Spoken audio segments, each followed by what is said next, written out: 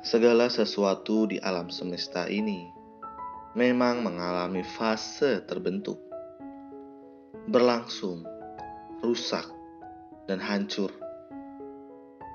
Begitu pula dengan manusia.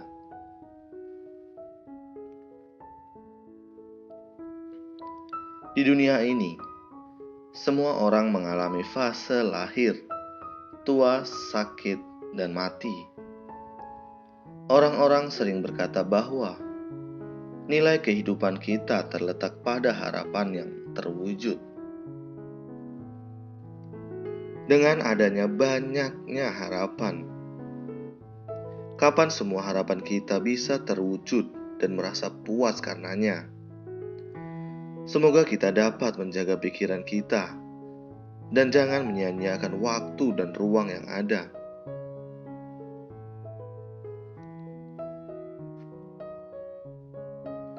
Dalam hidup kita, terdapat waktu dan ruang.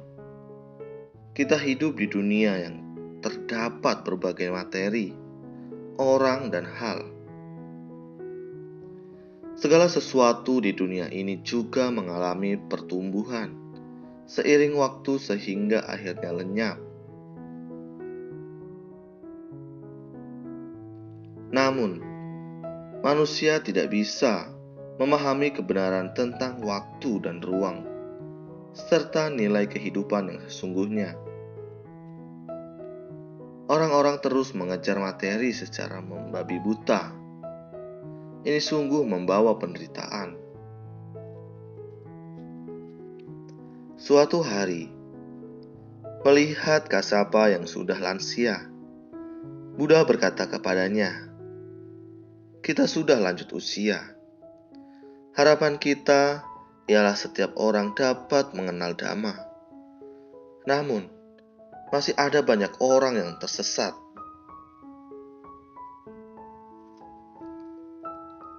Buddha juga berkata bahwa banyak orang yang hidup di tengah delusi. Saat ada bayi lahir, orang-orang sangat gembira dan menyelamati satu sama lain. Perlu diketahui bahwa dalam kehidupan sehari-hari, banyak orang yang terus mengejar nafsu keinginan. Prosesnya membuat orang-orang sangat menderita. Di dunia ini, ada yang diperoleh dan ada yang hilang. Namun, jarang ada orang yang memahami hal ini.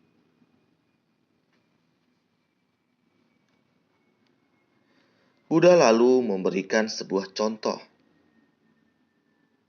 Kisah dua kakak beradik. Di rumah seorang pria kaya, suatu pagi datang seorang dewi yang sangat anggun dan jelita. Melihatnya, sang tuan rumah dipenuhi sukacita. Dewi itu berkata, "Aku adalah Laksmini yang selalu membawa keberuntungan dan kekayaan bagi orang-orang. Aku berkunjung ke rumah hari ini karena memiliki jalinan jodoh denganmu." Pria kaya itu sangat gembira dan berkata, "Engkau bisa berkunjung ke sini merupakan suatu kehormatan bagiku. Aku sungguh dipenuhi berkah."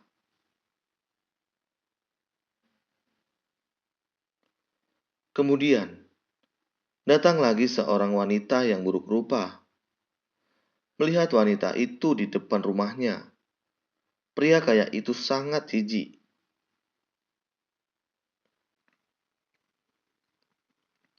Wanita itu berkata, "Namaku adalah Kalarati. Kemanapun pergi, aku selalu membawa kemalangan." Pria kaya itu merasa sangat jijik dan takut, lalu berkata kepadanya, "Kedatanganmu tidak diinginkan di sini. Lekas tinggalkan tempat ini."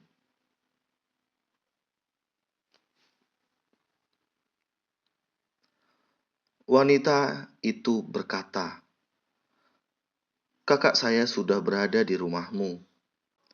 Apapun yang dilakukan, saya dan kakak saya selalu melakukan bersama.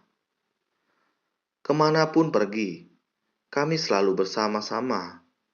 Jika engkau ingin aku pergi, kakak saya juga akan ikut pergi.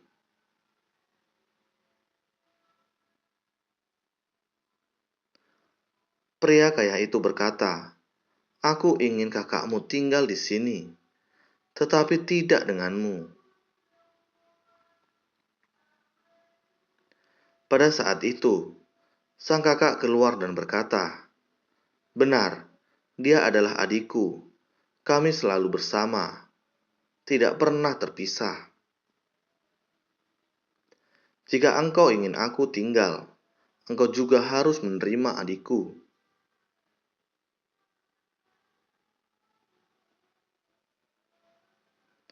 Pria kaya itu berpikir sejenak dan berkata, "Kalian berdua pergilah."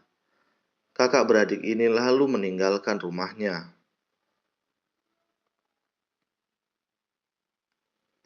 Lalu, mereka pergi ke rumah seorang pria miskin. Sang kakak kembali berkata pada dirinya, bisa mendatangkan keberuntungan. Sang adik berkata bahwa dirinya bisa mendatangkan kemalangan.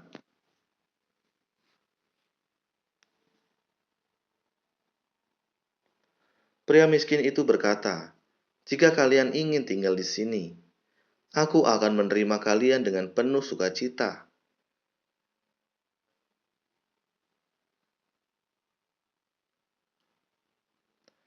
Sang kakak berkata, "Engkau bisa menerimaku, tetapi bisakah engkau menerima adikku?"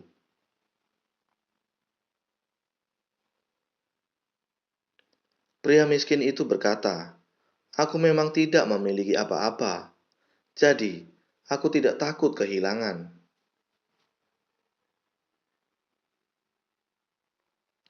Saya berharap kita dapat berinteraksi dengan harmonis.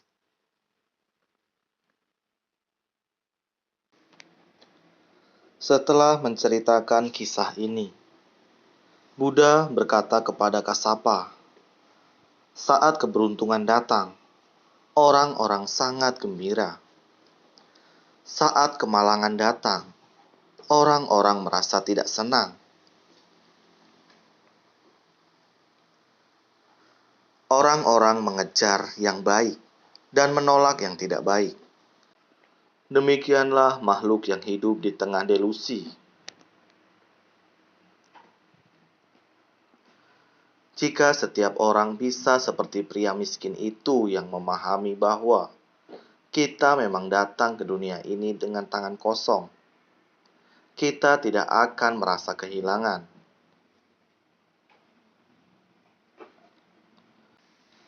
Sesuatu yang seharusnya terjadi tetap akan terjadi. Hidup di dunia ini, jika kita bisa membina pikiran yang tenang secara alami, kita akan terbebas dari penderitaan dan siksa batin.